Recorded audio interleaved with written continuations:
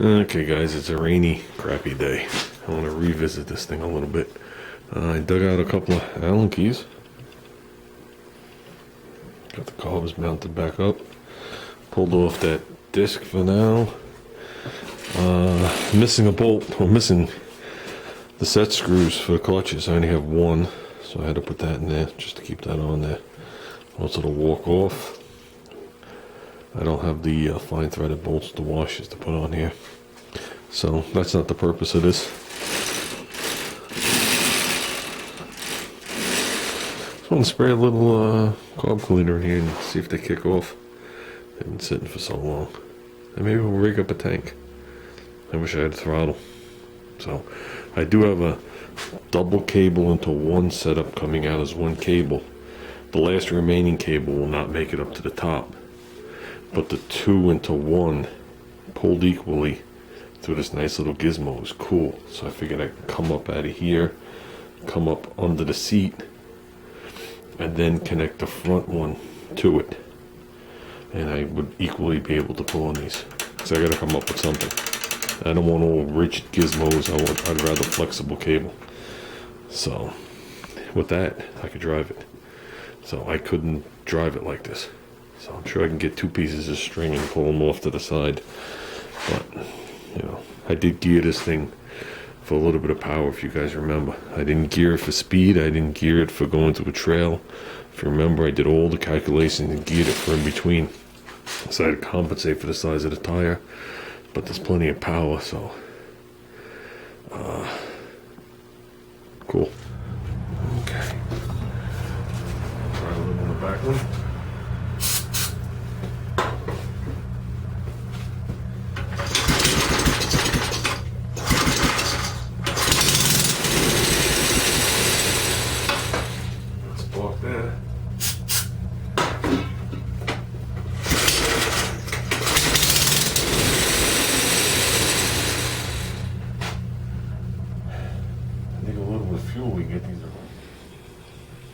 Yeah, I think I'm going to make a commitment and mount the seat, or at least take the measurements so there could be something to do at work during lunchtime.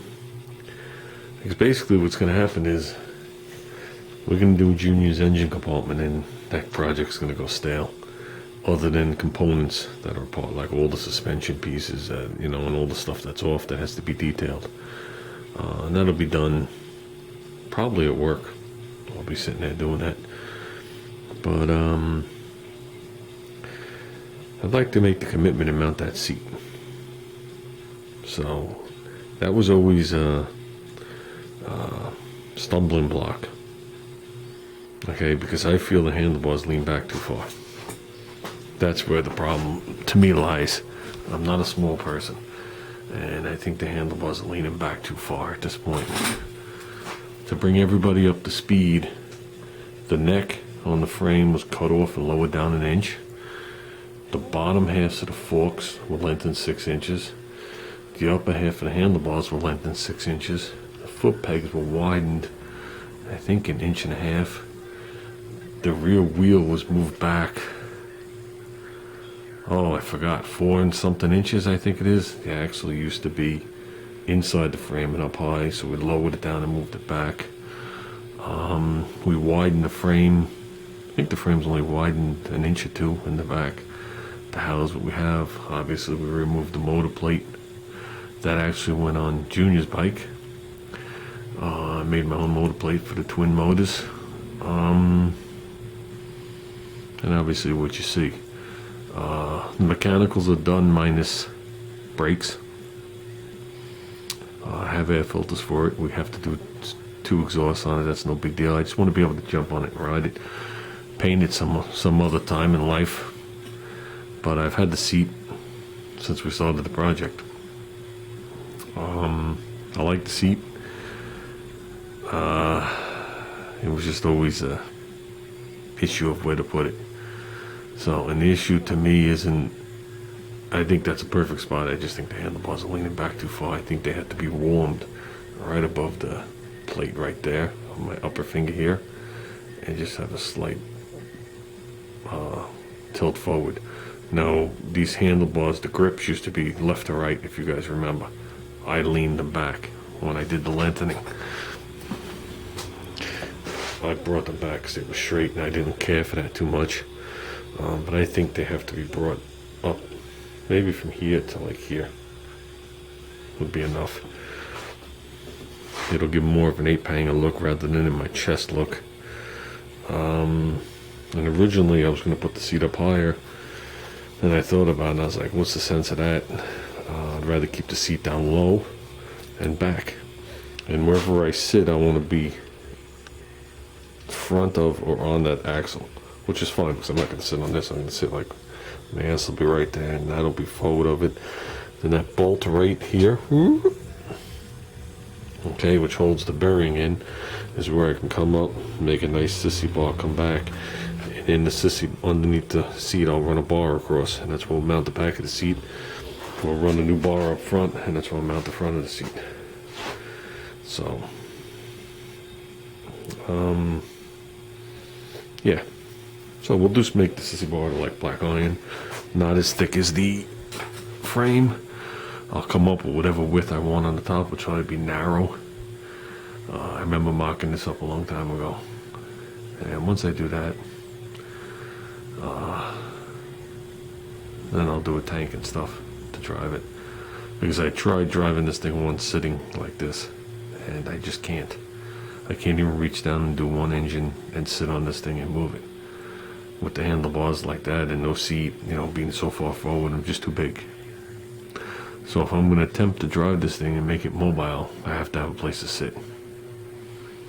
So I'll probably make the whole mount for the seat and then unbolt the seat until we're ready to do whatever, or wrap the seat in something. That is a pretty high quality seat. That was a nice piece I bought from the guy. There's a guy that makes these things, all different styles. He made the one on my cat bike also.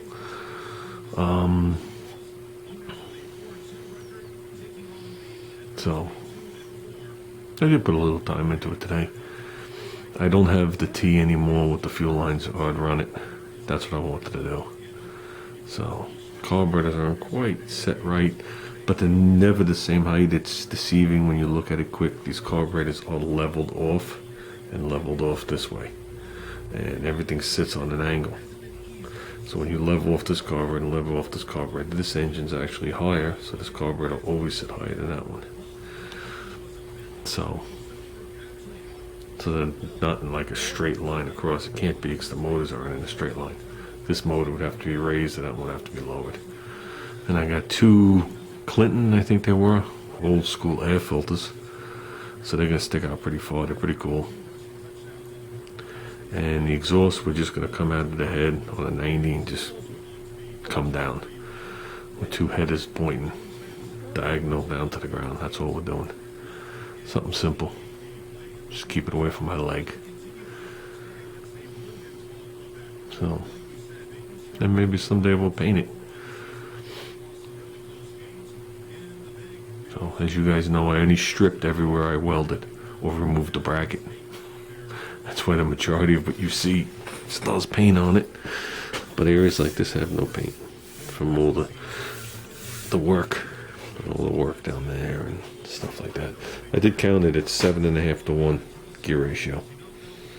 So if I get these things, these engines to spin 7,100, for argument's sake, the back will spin 1,000 RPM. I remember doing all the calculations. This is a racing go-kart sprocket, 2-piece, and there's a lot of different sizes out there. That's the one I chose after I did the ratios. So I also have the one that came from Udizzy that will speed this thing up. And like I said, they make those in 1/2 increments. So that's it on it for now. I'm going to continue to putz with it a little bit more here today. And tomorrow is supposed to be sunny, a little chilly. Tomorrow me and Junior are going to start off at the swap meet. Junior's going to come home and he wants to work on that engine compartment. So he's doing good. He's definitely doing good on it.